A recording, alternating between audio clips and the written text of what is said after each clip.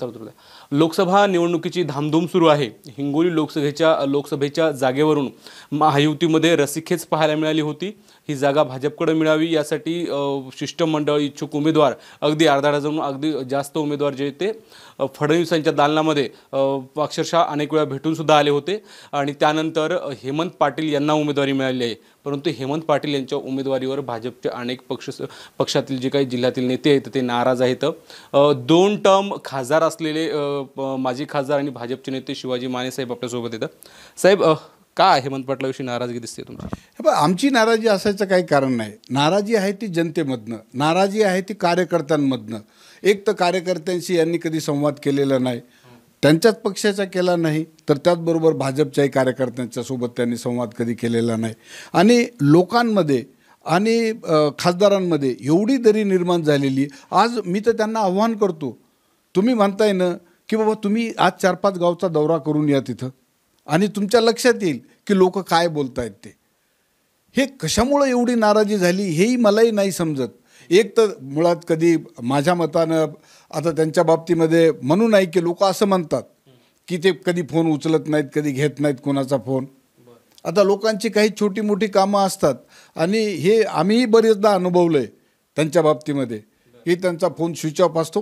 असतात खासदार असतात, त्यांना अनेक कामं असतात, पार्लमेंट असते, कमिट्या असतात, त्यांचा फोन। परंतु आम्ही आज एखाद्या वेळेस फोन येऊन गेला, एवढी टेक्नॉलॉजी झालेली आहे, तुम्ही रात्री 1000 माणसाशी संवाद करू शकता ना।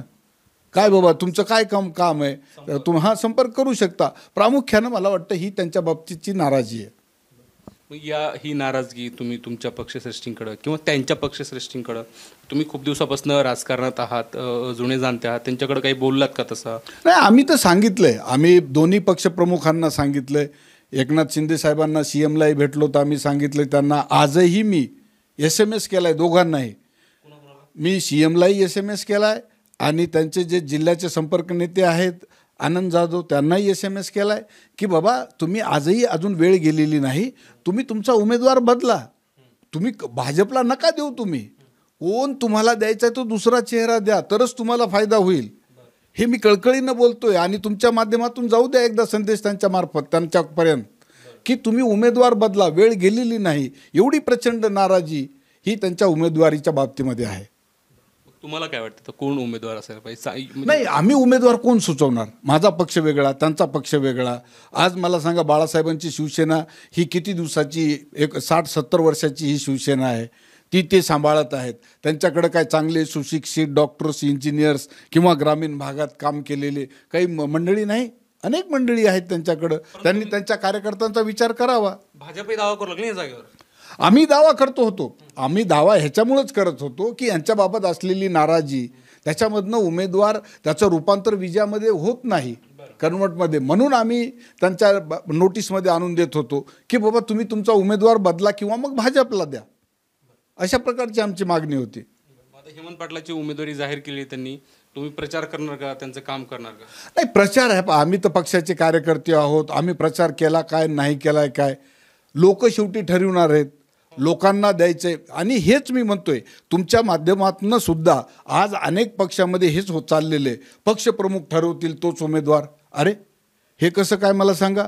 पक्षप्रमुखांनी ठरवायचं कुणी एक उमेदवार, जनतेच्या मनातला उमेदवार द्या। आज टेक्नॉलॉजी एवढी चांगली झालेली आहे, एका सेकंदामध्ये तुमच्याविषयीचं मत, त्या उमेदवाराविषयीचं मत तुम्हाला कळू शकतं।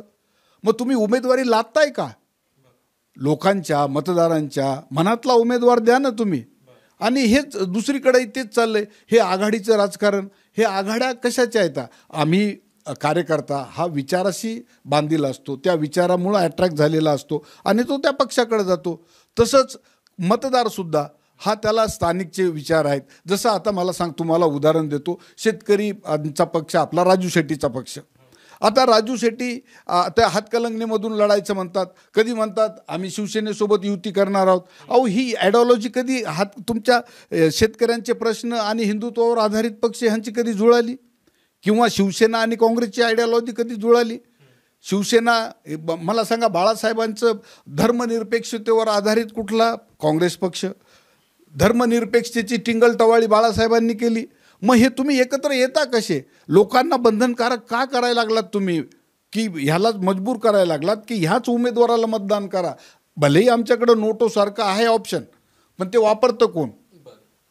मग मला हे सांगा, आता हे जरी तुम्ही आघाडी संदर्भात बोलत असाल, युती संदर्भात बोलत असाल, परंतु ह्यामध्ये अत्यंत महत्त्वाचा एक विषय आहे हिंगोली लोकसभेच्या हिंगोली उमेदवारीच्या बाबतीमध्ये सांगतोय मी, की हेमंत पाटलांच्या उमेदवारीवर भाजपचे अनेक नेते नाराज आहेत, तशी सूत्रांची माहिती आहे.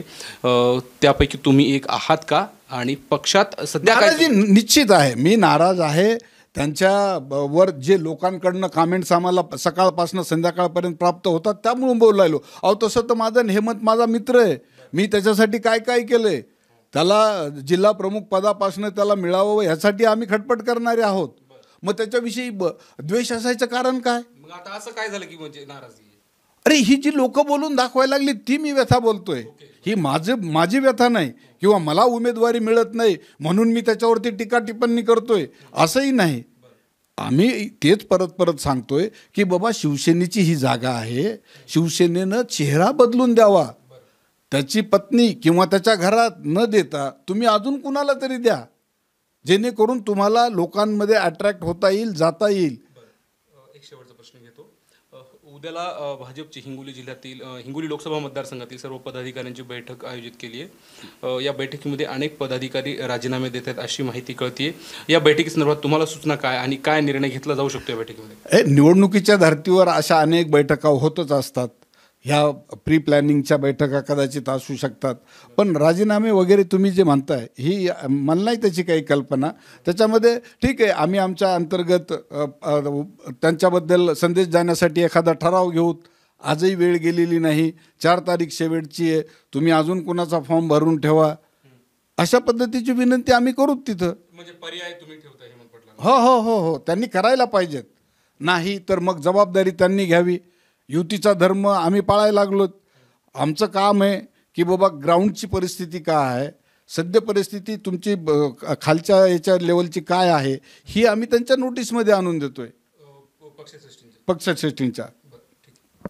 हे आहेत माजी खासदार शिवाजी माने, आणि ह्यांनी स्पष्ट सांगितलंय की हेमंत पाटलांची उमेदवारी बदलावी. तसा निरोपसुद्धा त्यांनी एकनाथ शिंदे आणि देवेंद्र फडणवीस यांच्याकडे दिलेला आहे आणि अजूनही वेळ गेलेली नाही आहे. त्यामुळं अत्यंत नाराजगी असल्याची माहिती त्यांनी माझाशी बोलताना दिली आहे. Camera person आकाशसह Madhav Dipke, ABP माझा, हिंगोली. ABP माझा, उघडा डोळे बघा नीट.